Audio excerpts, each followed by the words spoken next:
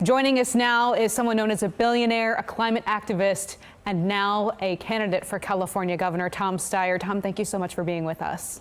Actually, it's great to be with you. Tom, what pushed you ultimately to get into the race this week?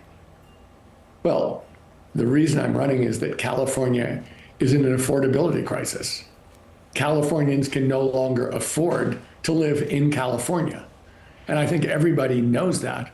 And the question is there somebody in the race who can actually get results and make it possible for Californians, working families, to live the life they've earned and deserve? That's why I'm running, to be that person. Did you not see that in any of the candidates in this wide field of Democrats, especially that are running for governor right now? Well, I think everybody knows the problem, Ashley. But if you go back and look for the last 15 years, I have been getting results for Californians as a private person in the public sector. So I've taken on the oil companies and won.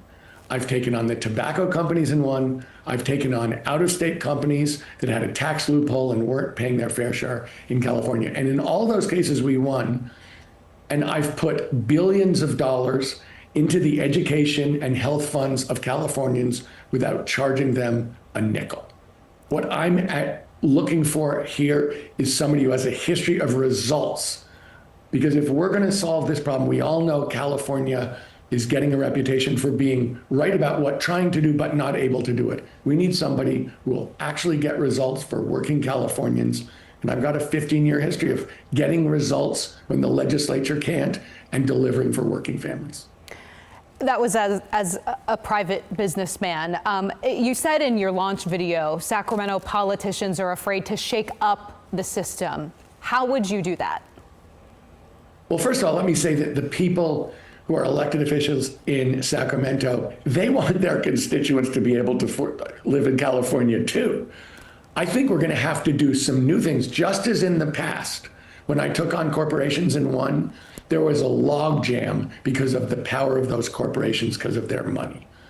I expect that with new ideas that I have about how to bring down the cost of housing, how to bring down the cost of electricity and things like that going forward, the elected officials in Sacramento, the legislatures, will definitely want to work with me.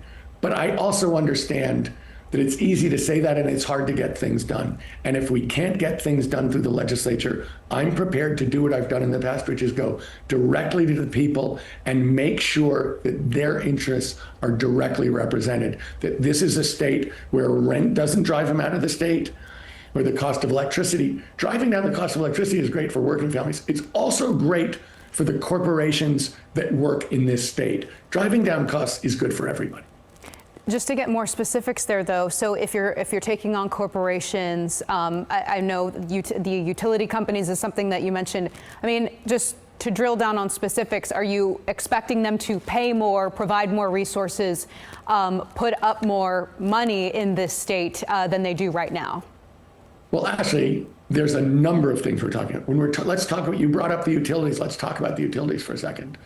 Basically, Los Angeles has twice the normal cost of electricity as the rest of the United States. It's up 34% since 2019. And a utility is by definition a monopoly. And monopolies, the rule for monopolies is provide the worst service at the highest price because it's a monopoly and there's no place else to go. What I want to do is break the monopoly and introduce competition to California so people are competing to bring you electricity at lower prices. That's a structural change.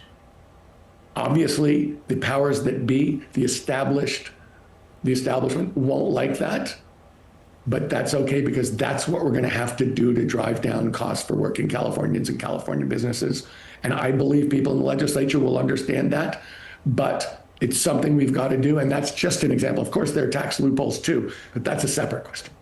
I mean, but PG&E, for example, I assume is one of the monopolies that you're talking about. I mean, they have a lot of sway and influence at our state capitol right now in this moment. Are you not concerned that that could impact your campaign negatively as you try to run for governor?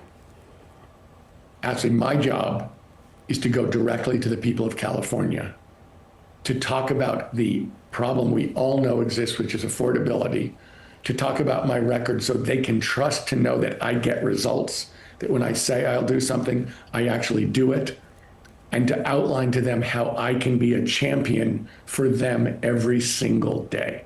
Do I think that I've said publicly, people aren't going to like that, but people didn't like it. The tobacco companies don't like me. The oil companies don't like me.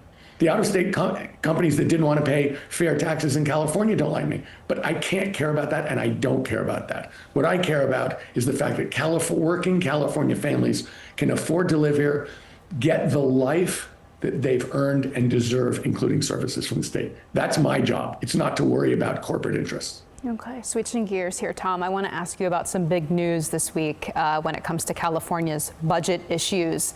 The state's legislative analyst office this week said the state is facing a significant shortfall this year of $18 billion with big deficits in the years to come, putting lawmakers and the governor at a critical point where they basically need to decide whether to cut spending, raise taxes, or do a combination of both. I don't expect you to know all of the details at this moment, but just off the top here, what would you do or how would you try to approach the situation? Well, Ashley, what you're saying to me is that the very affordability crisis that I'm describing is getting worse. And I think we all know that. So I think when you look and you say, what is going to be the response? Of course, it's not going to be a silver bullet. You asked earlier, are we going to change the way we approach corporations in terms of structure and utilities? Yes. Are we going to close tax loopholes? Look, I love when companies come here. I love that we create the greatest companies in the world. I love that we invent the future. But it's also true that the companies here are living in an ecosystem that is built by working people, that is supported by working people, and we need to rise together. When you say, what is the plan? The plan, of course, is all of the above. Of course, we're going to close loopholes, but we're also going to look really carefully at every single line to make sure that we're prioritizing money to the most important things. And look, that's my history.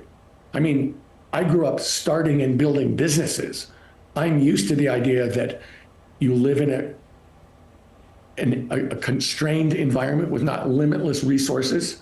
And therefore, you have to look really carefully about what are the most important things to get done. I'm used to getting results, to measure, to setting goals, real goals, and then achieving them in a difficult environment. And that's where we are, and it's going to get more difficult. Mr. Trump's going to make it more difficult. We all know that. And that's why it's really important that there's somebody in the governor's chair who's representing working Californians, know the stresses they're in day to day of affordability, and stands up for them every single day, regardless. But Tom, before I let you go, I mean, again, knowing what you know about California's financials, do you think the state needs to cut back on spending? Do you think there should be some increased taxes? Or do you think there should be a combination of the both or none of the above? Look, I'm saying we're going to close tax loopholes, and that's very substantial money. Look, the tax loopholes that I closed already are worth billions of dollars directly to California for education and health. Do we need to do more of that? Absolutely. Are we also absolutely going to have to go through the budget to make sure that the highest priorities are being met? That's got to happen. And the last thing I'll say is this, Ashley, we're going to have to imagine, look, this is what Californians do, and this is what we're going to have to do. We're going to have to imagine a different way of doing things that's better, that is better for the people of California, that ends this affordability crisis, or at least makes it a whole lot better. And we're going to have to imagine that, and we're going to have to set those goals, and then we're going to have to make it happen. That's about management according to measurement. And that is absolutely what we're going to do, and we are going to achieve results for Californians. That's what I'm here to do, and that's what my history says I can do.